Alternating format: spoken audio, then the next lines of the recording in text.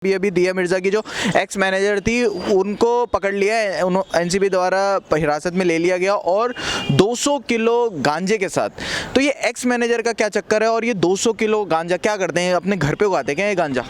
देखिए ऐसा है कि जब ये करिश्मा पकड़ी गई थी, दीपिका पादुकोण की भी एक्स मैनेजर, असल में हो क्या रहा है, जितने भी ये लोग पकड़े जा रहे हैं इन सबको एक्स बना दिया जा रहा है, क्योंकि ये जानते हैं कि इनकी अगर पूरी की पूरी कलाई खोलने पे आए तो इनका एक्स वाई और जेड सबका सब सामने आ जाएगा। एनसीबी ने जिस तरीके से छापा मारने का काम शुरू किया है समीर वानखेड़े जी के नेतृत्व में, मुझको ऐसा लग रहा है कि जितने भी गांजा सप्लाई करने वाले हैं, इनके छोटे पेडलर बड़े पेडलर, जो अभी एनसीबी ने जिस तरीके से छापा मारा है उसमें एक ब्रिटिश नागरिक भी पकड़ा जाता है, जिससे पता चलता है कि कितना ज़्यादा इंटरनेशनल लेवल का ये मामला, ये रैकेट चल रहा है। ये केवल हमारे देश तक या हमारे सिर्फ बॉम्बे तक सीमित नहीं रहा है, ये चल रहा है आपका इंटरनेशनल लेवल का।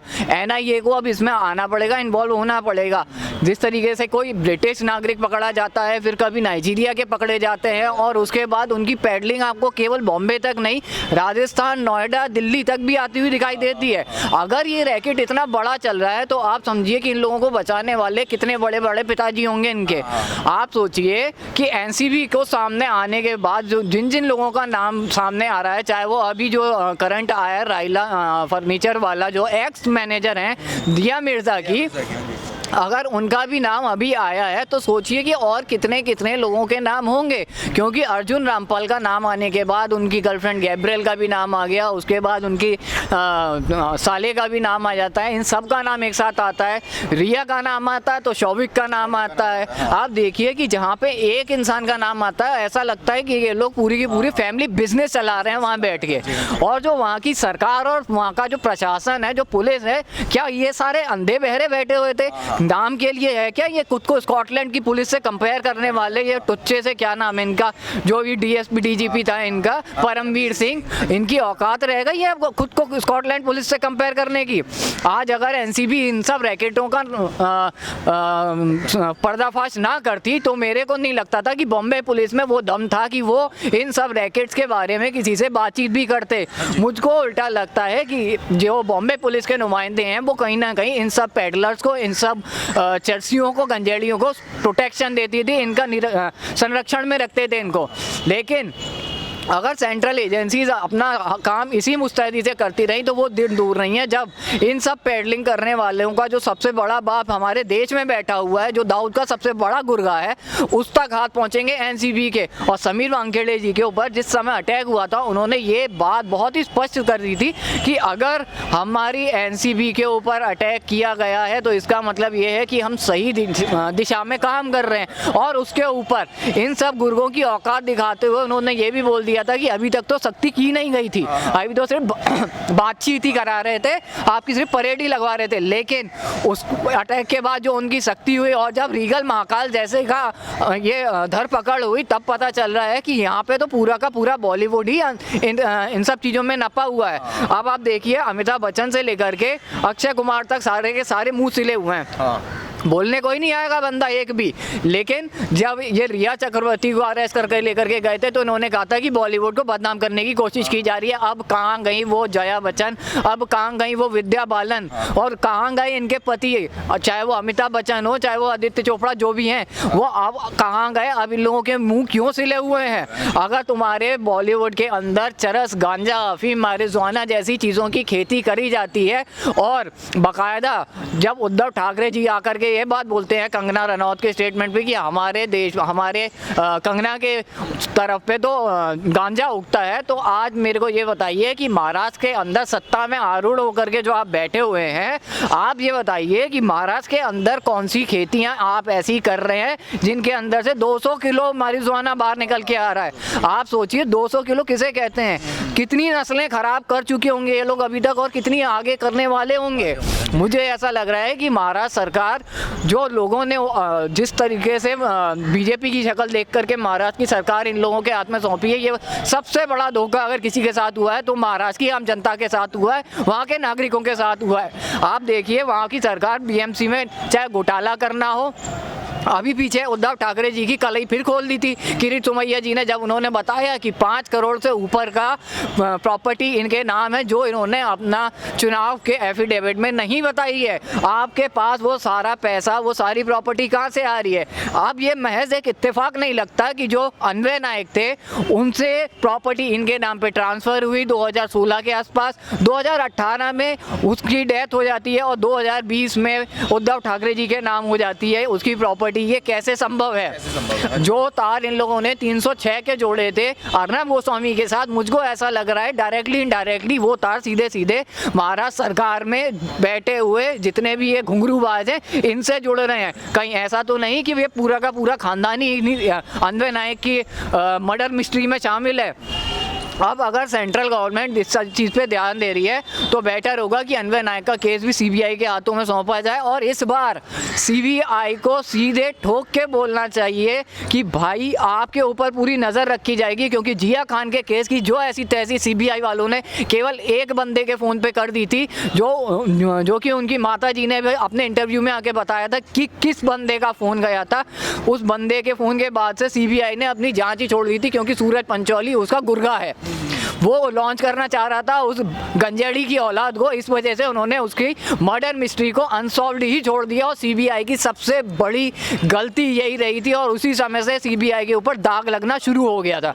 लेकिन अब चाहे सुशांत सिंह राजपूत का केस हो या कोई ड्रग केस हो या अन्वय नायक का केस हो या दिशा सालियान का केस हो, अगर कोई भी केस में सीबीआई ढिलाई बरतेगी तो इस बार ना ही तो हिंदुस्तान की जनता उनको छोड़ेगी और ना ही तो हिंदुस्तान का शासन। और अगर सीबीआई को ये लगता है कि वो हमारे को आंसरेबल नहीं है तो ये सबसे बड़ी गलतफहमी में जी रहे हैं ये लोग, क्योंकि तुम्हारी सैलरी जो तुम्हारी जेबों में आती है, जो जिसकी वजह से तुम अपना घर चलाते हो, वो हिंदुस्तान की देश की जो जनता है उसके टैक्स के पैसों से आ रही है। आपको भी फोकट की कमाई कोई नहीं दे रहा है। तो अगर आपको कोई काम दिया गया है और आपने वो काम अच्छे से करा है तो उसका एप्रिसिएशन को भी आप ही को मिलता है, और अगर आपने कहीं गलती करी है जैसे कि जिया खान के केस में तो उसके लिए भी आप ही को जिम्मेदार ठहराया जाएगा और आपको उसके लिए गालियां भी पड़ेंगी। तो ये सब चीज़ें अब बहुत ज़्यादा ज़रूरी हो गया है कि ये साफ साफ करते हुए सेंट्रल गवर्नमेंट को चलना चाहिए। वहीं सर, वहीं अंकुर भाई एक और बात पर हम आते हैं। जिस तरीके से हमने देखा कि ये पूरा एक तरीके से जो नेक्सस है, ये जो पूरा एक कनेक्शन है पूरे महाराष्ट्र में और पूरी मुंबई में जो ड्रग्स का, तो हमने देखा कि जो बॉलीवुड है वो कहीं ना कहीं पूरी तरीके से ड्रग्स में लिप्त है। कोई भी एक ऐसा कोई भी सिंगल बंदा नहीं है जो ड्रग्स में लिप्त ना हो, और जो हैं जैसे अक्षय कुमार जैसे अगर लोग हैं जो नहीं लिप्त हैं तो वो चुप बैठे रहते हैं। तो क्या लगता है आपको, जैसे पेडलरों के भी पेडलर पाए जा रहे थे, एक्स मैनेजर और इन सारी चीज़ें, तो क्या ये बॉलीवुड ही है या फिर अब ये ड्रगवुड हो गया, ये गांजावुड हो गया, क्या कहेंगे? देखिए, पहले तो मैं कहूँगा कि अगर अक्षय कुमार की आप बात करें तो वो बंदा केवल और केवल मूवीज़ के अंदर हीरो है, वो रियल लाइफ हीरो नहीं है। वो एक रियल लाइफ हीरो है और उसको एक एंटरटेनर बुलाना ज़्यादा बेटर रहेगा, वो हीरो नहीं है।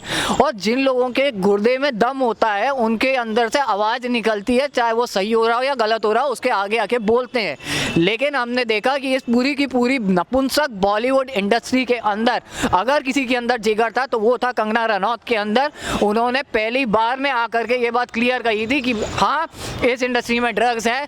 फिर चाहे उन्होंने इनडायरेक्टली सूरज पंचोली के बाप के ऊपर नाम लगाया था और वो बिल्कुल सही बोली थी, और वो बंदा शक्ल से ही गंजेड़ी दिखता है। मेरे को तो लगता है कोई ना कोई क्रीम या मैरिजुआना लगा करके वो ये सब काम करते थे, और उन्होंने पूरी कोशिश करी थी उस समय भी कंगना रनौत को भी पागल घोषित करने की। लेकिन आप देखिए, अगर पूरी की पूरी बॉलीवुड इंडस्ट्री के अंदर केवल एक चीज़ कॉमन है, वो है ड्रग्स, तो उसका कारण है सबसे ज़्यादा बॉलीवुड इंडस्ट्री का इस्लामीकरण। बॉलीवुड का अंदर ये जो धंधा इतना ज़्यादा पनप रहा है उसका सबसे बड़ा कारण ये है कि कराची वुड के तार जो इन लोगों से जुड़े हुए हैं। आप देखिएगा, पाकिस्तान के आर्टिस्टों को बैन करने के ऊपर सलमान खान को मिर्ची लगती है कि आर्ट्स नोज नो बाउंड्री, ये इनके वर्ड्स होते हैं। इनके अंदर इतनी शर्म नहीं है कि दुश्मन देश के लोगों ने आकर के तुम्हारे देश के लोगों को शहीद कर दिया, तुम्हारी आर्मी को, तुम्हारे जवानों को शहीद कर दिया, और उस पर अगर कोई सख्त कानून बनाया जाता है या कोई डिसीजन लिया जाता है गवर्नमेंट के द्वारा, तो तुम उसको अप्रिशिएट करके गवर्नमेंट के साथ खड़े रहो, तुम अपने देश के साथ खड़े रहो। ये नहीं करते ऐसा। ये क्या करते हैं, अरे आर्ट्स की तो कोई बाउंड्री नहीं होती, वो थोड़ी ना आतंकवादी हैं, हम तो उनके साथ करेंगे। भाई साहब एक बात बताइए, इजराइल के ऊपर एक आतंकवादी हमला होता है, उनके एथलीट्स को मार दिया जाता है, वो इजराइल उनके घर में घुस के सारे के सारे आतंकवादियों को चुन चुन के मार के आता है। ये होती है ताकत। और आप जब हमारी आर्मी ऐसा कुछ करती है तो इन्हीं लफंडरों में से उठ के आ जाते हैं और पूछते क्या है कि हमको सबूत दो कि ऐसा कुछ हुआ है। क्यों सबूत दें? हमारी आर्मी ने आकर के अगर ये कह दिया कि हमने कोई काम करा है, हमने वो चीज़ मान ली, क्योंकि हमारी आर्मी जो बोल रही है वो सच है। और अब अगर बॉलीवुड को आप गौर से देखें तो पूरा का पूरा बॉलीवुड जो है वो केवल एक ही चीज़ पे चल रहा है, और वो है दाऊद अपना पैसा इन्वेस्ट करता है इनकी मूवीज़ में, दाऊद अपना पैसा इन्वेस्ट करता है इनके ड्रग्स के बिजनेस को बढ़ाने के लिए। इसीलिए ये पैडलर जो पकड़ के बाहर लाए जा रहे हैं, वो इसीलिए लाए जा रहे हैं क्योंकि ये बिजनेस पूरी बॉलीवुड की नसों में बह रहा है, चाहे वो गांजा हो चाहे वो अफीम हो। दूसरी बात ये कि जो भी बॉलीवुड इंडस्ट्री के अंदर जाता है उसको एक तरीके से ये लोग इसका आदी बना देते हैं। जैसा कि कंगना रनौत ने स्टार्टिंग में भी बोला था कि भैया हमको ये उस चीज़ की आदत नहीं थी, लेकिन हमको ये दिया जाता था, मतलब छुपा करके देते थे, चोरी से देते थे। और वही सेम केस ये लोग कर रहे थे सुशांत सिंह राजपूत के साथ भी। उसको नहीं पता रहता था कि उसके साथ क्या हो रहा है, वो धीरे धीरे उसको पागल करने की कोशिश कर रहे थे। लेकिन जहाँ तक हमको लगता है अगर दिशा सालीन का केस ना होता तो शायद ये उसको पूरी तरह पागल करके उसकी सारी संपत्ति हड़पने के चक्कर में थे, जो कि रिया चक्रवर्ती कर ही रही थी।